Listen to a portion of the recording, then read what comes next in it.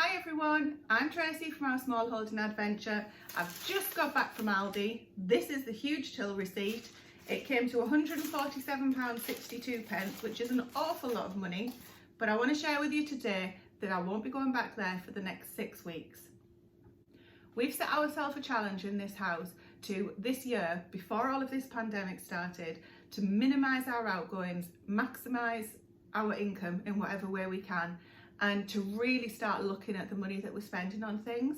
So we've set ourselves a grocery budget each month of £300, and essentially we're trying to stretch that out to 6 weeks this time, and there's no way on earth that I'm going to be going back to Aldi or any other supermarket before that 6 weeks is up. I think the date is the 6th of July, so Monday the 6th of July is 6 weeks from today, which is Monday the 25th of May, which is a bank holiday here in the UK or in England.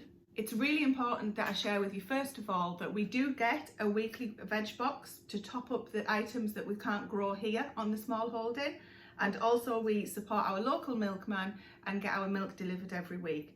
This saves me having to use the freezer to freeze the milk, which is perfectly doable, and we've done that many times. It just uses up too much freezer space.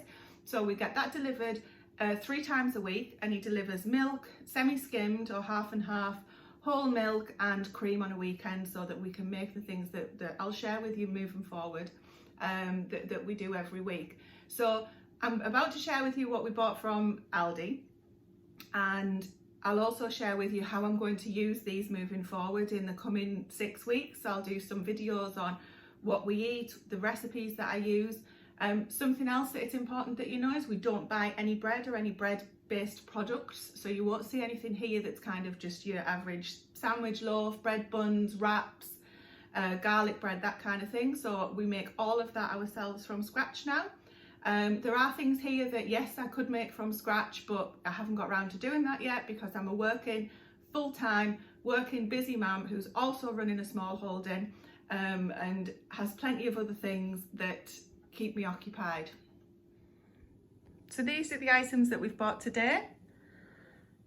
I must admit I'm not a fan of going to the supermarket at the best of times, but especially during this pandemic we're trying to go as minimal as possible, so that supports the challenge that we've got going on. The haul that we've got from Aldi, this is what came to the £140 odd. Some things that I want to point out. I'm not going to go through everything like some people do, but essentially the things that I wanted to point out.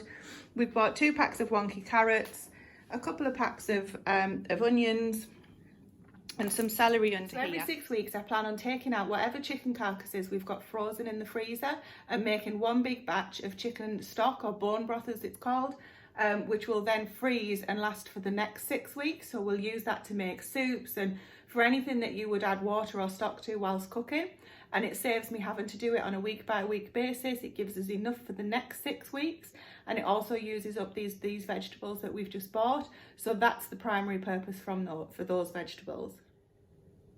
I've got puff pastry. I've seen that on Instagram a lot at the moment. I'll tag that when we get through it. You can never have enough chopped tomatoes. We've got honey, chocolate spread for the kids, they have that in the porridge, chickpeas, baked beans. I use gravy granules a lot, so don't shoot me. Apparently Greek yogurt freezes well, so I'm going to put one of these in the freezer. The date is actually, where did I see the date? Anyway, I think the date was quite far out there. 22nd of June. So I'm going to put some in the fridge and one in the freezer. I'll let you know how that freezes. I've bought this to try for baking because we're baking a lot, obviously, with making our own stuff. We've got lard and butter somewhere over here to make our own pastries with. Butter here is for your toast and things like that.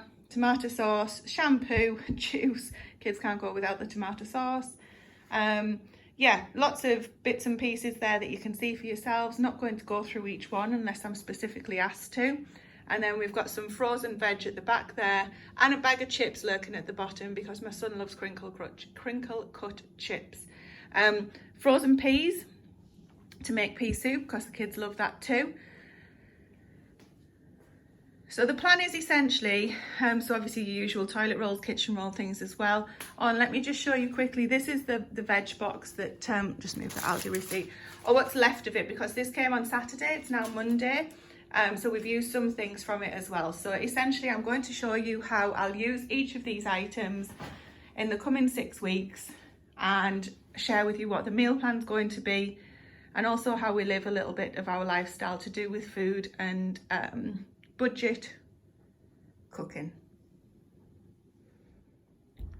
Okay, so all the shopping's put away now. I wanted to show you what's next on the list. So I've taken out the chicken carcasses out of the freezer. This one's uncooked. These two are already cooked and frozen straight away. I'm going to put these in the slow cooker along with some of these staple veg.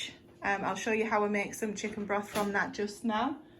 This is what's left from last week's vegetable box. So I think what I'll do is use these items. So we've got nectarines or plums, whatever these are, peaches and apple to make some form of cobbler or crumble maybe. The parsnips, the leek and the onion will go into the vegetable stock. And I also just wanted to show you what I've done with these huge bags of rhubarb. So at the moment we've got absolutely loads of rhubarb coming through in the vegetable plot. We don't have time to do anything with it straight away, so even though we are using it all straight away as well, I'm just slicing this and freezing it. They do say that it's best to freeze it on a tray, and then once it's frozen put it into a bag to keep it all separate. So I've tried both methods, the cut and bung it all into a bag, freeze it straight away method, and the take your time, put it on a tray, then put it in a bag afterwards, and they both have exactly the same results for me. So for rhubarb, I'll just be chopping it up and putting it straight into a bag and straight into the freezer. So this is out of the freezer, it's going into my other freezer to make space, so that's why that's out. I just wanted to show you that while I was out. So I'm going to use these ingredients, a few others, to make some chicken stock now. I'll show you how to do that.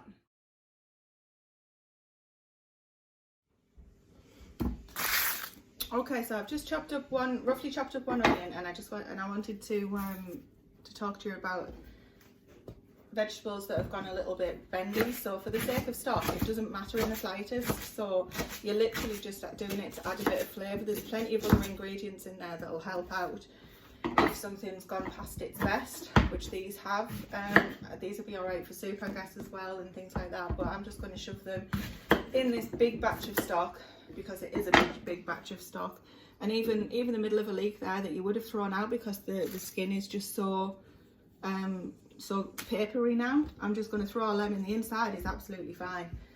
These parsnips I'm just going to give a wash. I'm not going to try and peel them. We're not eating the parsnips, they're just to add flavour.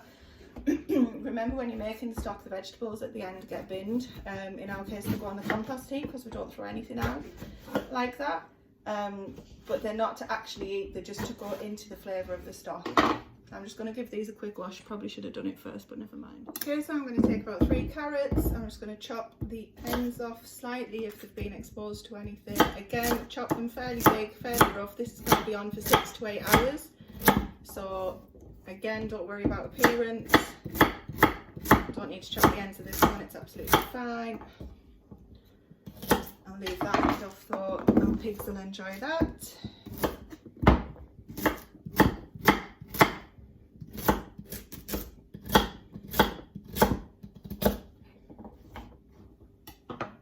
Okay. The other key ingredient, as well as the carrots and the onions or leeks in this case as well, is celery. So you always need celery in to make a decent stock. So I'm going to do this, add about this much, I don't know, 2 or 3 sticks, maybe a bit more if you want more.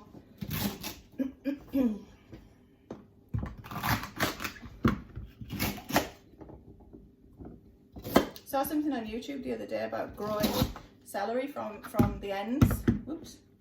So from these. Let's see, might try that.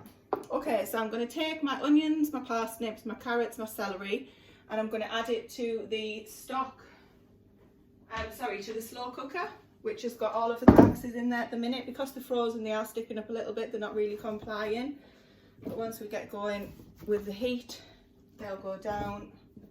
So in the meantime, I'm just going to add all of this, get some down the edges where there's all the gaps.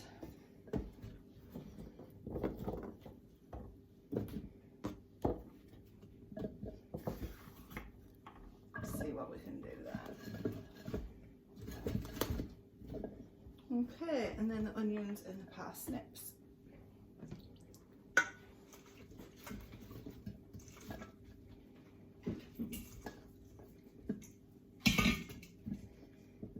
It's not gonna fit.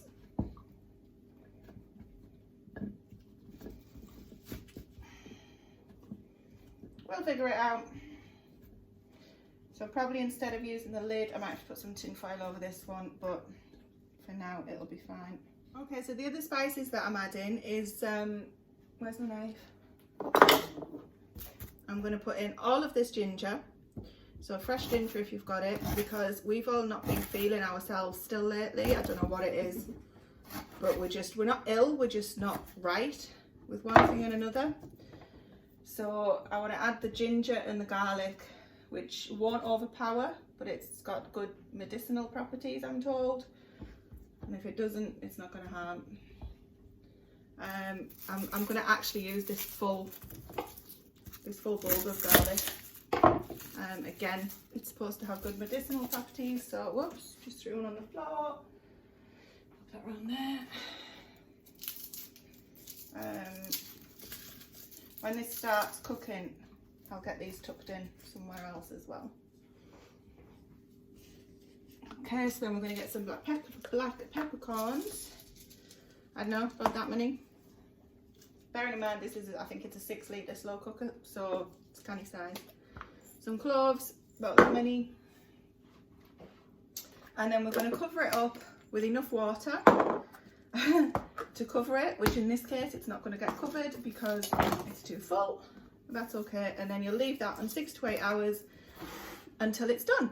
So I'll get that done now, and I'll show you what it looks like when it's done. And then essentially once it's done, you'll leave it to cool, drain it, and then the liquid that you're left with is your stock. You can reduce it down further if you want. We won't, because we've got enough freezer space to freeze it in 500 or litre amounts, whatever it is that we deem necessary. I forgot to say, I don't like the smell of this when it's cooking. I think it's really strong.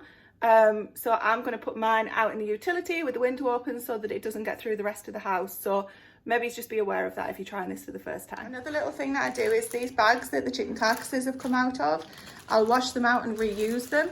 I'll only use them for chicken carcasses again moving forward, but still it saves on the pennies and cuts down on using plastic. Okay, so let's, this has been on for 8 hours and completely cooled now. So let's have a look how it turns out. I need a bigger strainer and a bigger bowl. So you just want to strain it off. Everything that's left in the slow cooker goes in the bin. Compost, well, in this case actually it will go in the bin because I'm not going to be able to separate the bones.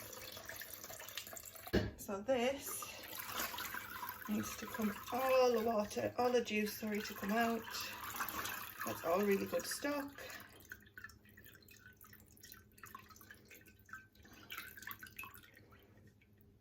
And then once it's been passed through this, we'll pass it through a finer sieve, and then you can portion it into whatever sizes your family requires. So let me get tidied up and get on with that. So that's made 2 litres, so each one of these is 500 mils, so that's 2 litres worth of chicken stock going in the freezer, ready to use for soups and a variety of other things. So pleased with that. Hopefully you found some of this useful. There's lots more to come. This is a long 6-week challenge, so I'll keep you posted on how we're going to use up this food, how we're going to be using the chicken stock, what I'm short on, what I'm not short on, lessons learned along the way. We'd really appreciate any support, so please like and subscribe to the channel, and we'll see what we come up with shortly. Thanks for watching, guys. Bye.